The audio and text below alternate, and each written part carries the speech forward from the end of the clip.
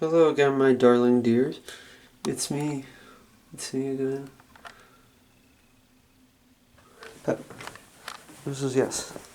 Pep. Tell me a secret, Pep. Pep says, "Ow, oops, I almost fell over. What's the secret? Why are you on carpets, Pep?" Pep says, "I got the foot fungulus." That's right, everyone. Pep's got the bad stinker foot.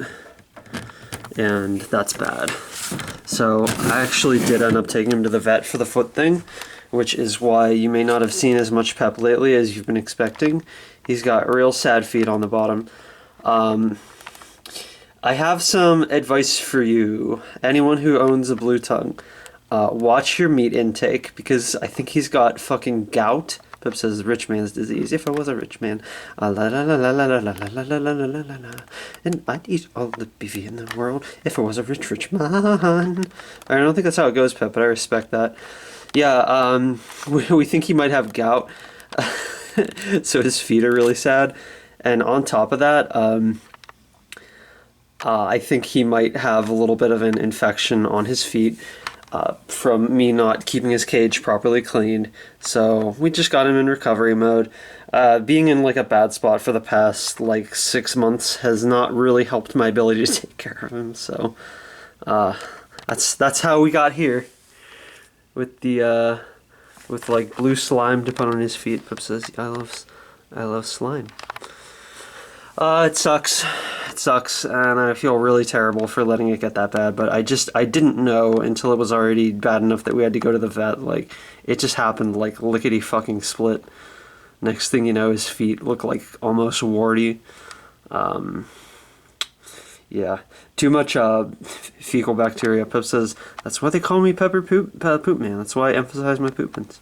So I just wasn't washing, disinfecting enough, and changing out the litter enough. You know, the Carefresh. Pep says it's not litter. I'm not an animal. Pep, you're literally an animal. I'm an animal in bed. Okay, Pep, that's nice. So my advice to you is, I know I usually say like a meat salad. I am of course not a medical expert, but I'm getting a lot of recommendations now for insects, and to go more to an insect-based diet to get those like heavy proteins out of the system. Some of the symptoms he was displaying were that his like legs are slightly swollen, which I think I would generally agree with, and it does make sense given that the last few times he ate, it was like a really nice cut of raw beef. Which also might not have been the smartest, but he wanted it so fucking bad. Like, he was sexy for it. Let me take off my big boots. That's where my foot was. Pip says feet. This is where's the feet?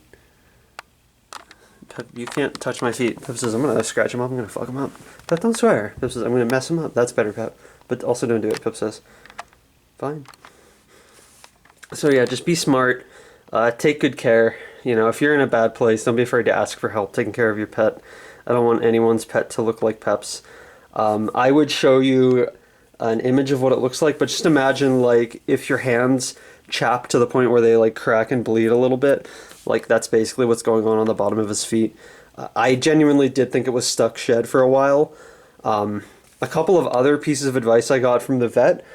Take them as you will. I'm not going to pretend like they're 100% accurate or name the vet or anything, but so 30% humidity has been recommended as the like sweet spot. As you can see, we've got it about here. It is not 4:52 a.m. Pep says, thank God, I'd be partying. Disinfecting weekly is a good idea, and changing substrate weekly is a good idea. I'm a little scared of that because that's going to be extremely expensive with Carefresh, so I'm going to have to find some good like middle ground on that, because that is a bigger expense than I'm able to completely handle at this time, which is really not great, but I don't have a job right now. So other things, yeah, bugs, gut-loaded, crickets or dubias are a recommendation. Way more leafy greens than I was giving him. I got a little lazy with that. And also, and this one really surprised me, and if you have a blue tongue skink, you'll want to know this, soaking can actually encourage them to drink more water and get more fluids.